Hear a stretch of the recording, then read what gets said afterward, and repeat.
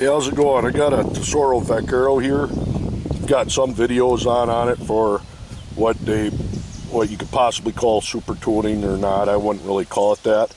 But this video's purpose is to run this through a test bed where I do what I do with metal detectors, and I have a chart that I go by and score it. There's roughly 30 items here. Each one, if it hits both ways, is 2 points, and then you come up with your total score. You'll get points for ease of use and then weight and balance, with a total of 6 points there max on them. So I'm going to get this set up and show you what I'm going to have it set at, and then we're going to hurry up and get started. Now I'm going to run discrimination almost all the way up, probably about 3 o'clock position, and sensitivity. What I'm going to do is turn it all the way up till it chatters and then back off a bit. Threshold, I'm not going to do what they call the super tune. It's just going to be a decent low steady hum. And the big one on this one is, which I've shown on videos, is running the balance, ground balance, slightly negative, roughly a quarter turn. Right here should be about, it's a little positive. That's normal. And then I'm going to run in a quarter turn. But just before I start, to show you, this is a 10-inch dime right here, or a quarter, nothing. Run the balance negative.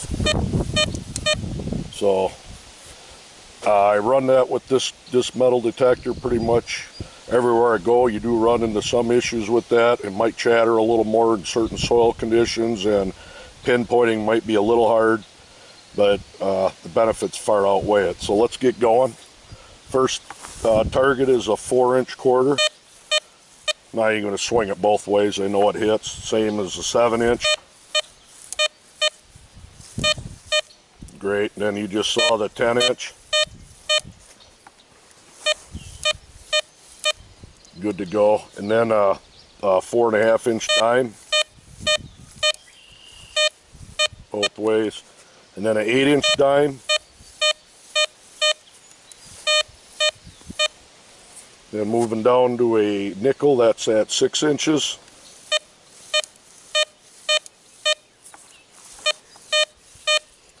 nickel at 8, and then a zinc penny, a copper penny. Of course, it's going to hit it. Now the zinc, this is where I'm going to turn discrimination up, and it separates it out pretty good. That's pretty decent. Now a silver, medium-sized silver ring at 6 inches.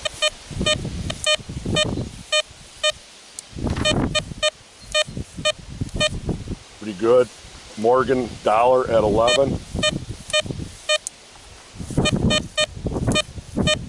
There's the big one here. 15-inch deep brass candle holder. And I got a bug on me. There we go. See if she does it both ways. To me, that's just incredible. Hurry up, move down to a bottle cap at 4 inches. I haven't got discrimination all the way up, and it's taking that bottle cap out of there. That's, to me, is humongous with these in a area there that I'm usually going and metal detecting. A 10-cent piece with 4 rusty nails around it.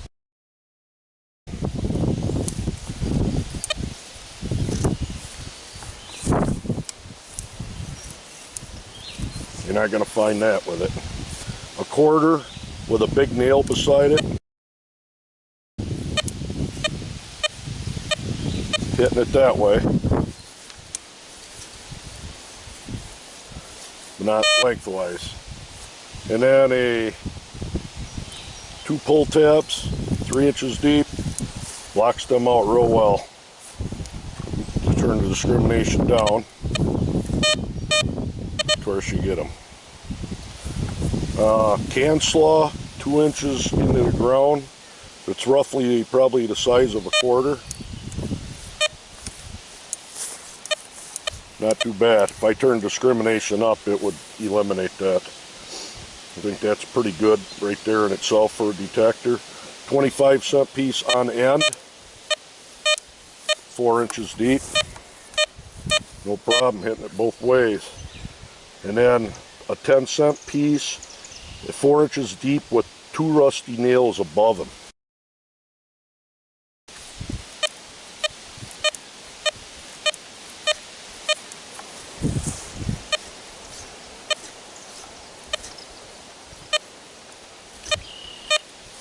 We're going to give that 1 point there. It is hitting it this way, which is surprising.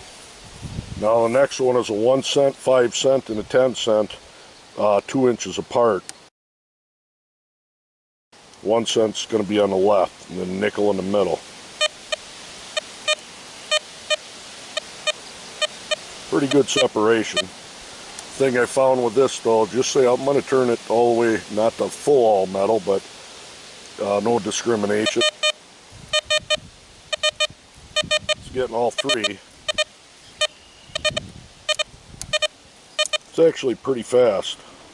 Now, we almost jumped down on here. A 1 cent and a 10 cent piece, 2 inches deep with some nails all around it.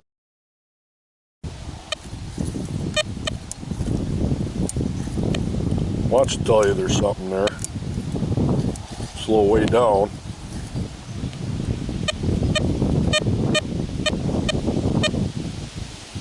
But to be honest with you, I'm afraid if you were walking along, swinging, you'd miss it. Then this is another big one, is a quarter at a full 12 inches deep.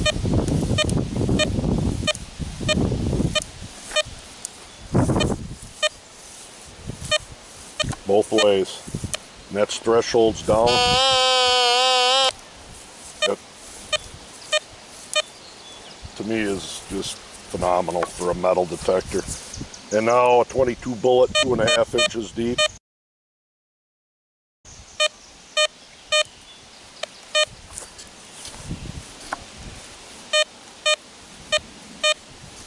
It's finding it. And then a 1 cent, I'm sorry, a 10 cent piece, 4 inches deep with 5 nails.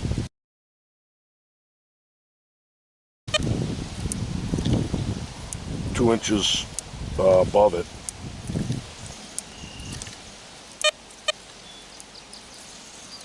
I think you'd probably miss that on a regular day of metal detecting. Being as I know it's there, you slow way down, you might be able to find it. Now a dime at 11 inches.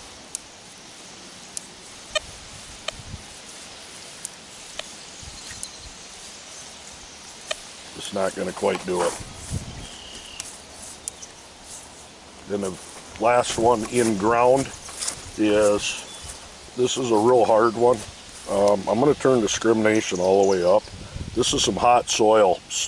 I've literally got salt poured in there, hot rocks, charcoal, all kinds of stuff, and I got a quarter in there 3 inches deep. And see if it'll just pull that quarter up without making too much noise.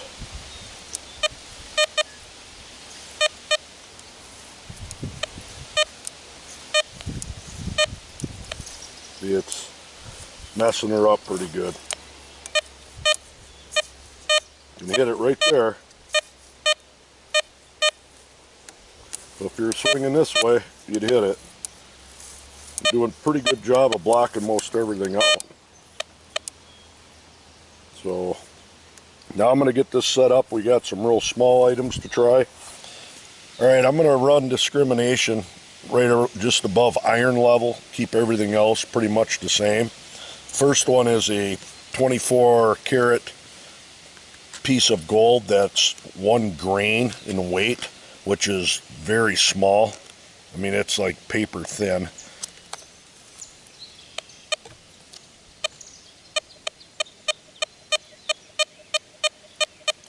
Hits it pretty good at around 2 inches.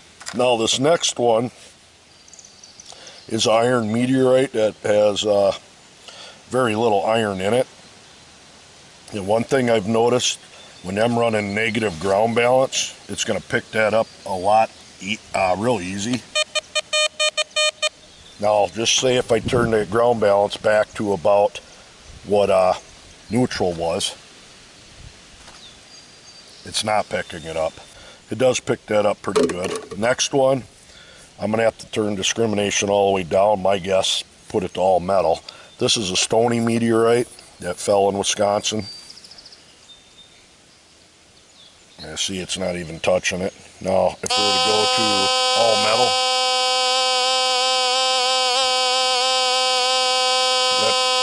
that meteorite is, well, total weight is 0.46 grams, and I don't know what the iron content was, but it's almost non-existent. But it will pick it up in all metal, but not the others. And then the last set of tests are 3 pieces of copper, a large, medium, and small. So now we're going to go, let's see, go back to this blocking out iron. The bigger one has absolutely no problem picking that up at a couple inches. The medium one,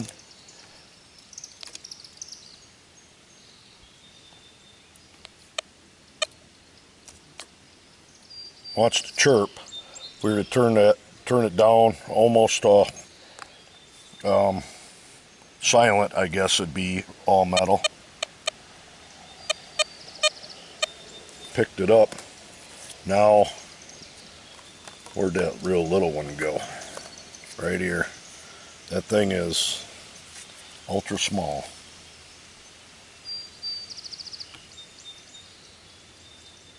This ain't quite doing it. It's pretty damn good though for small items. I don't play favorites with metal detectors. I've run through a lot of them, and of course I'm keeping this one. It isn't just because I like Tesoro or stuff like that. Why I like them is they perform, and I'm telling you, out of a lot of metal detectors I've had, this thing gets pretty high marks in pretty much everything. And one of the main things I like about it is it's so portable, it isn't even funny. Collapsible, you throw it in your car and you can forget it's there. But pretty universal metal detector. Total score on this ended up being 50 points. And one thing that it really excelled in was, of course, depth if you're running with that negative ground balance. Now I'll tell you right now, if you ran with that negative ground balance at neutral, you're probably only looking at about 36 points because it loses a lot of depth.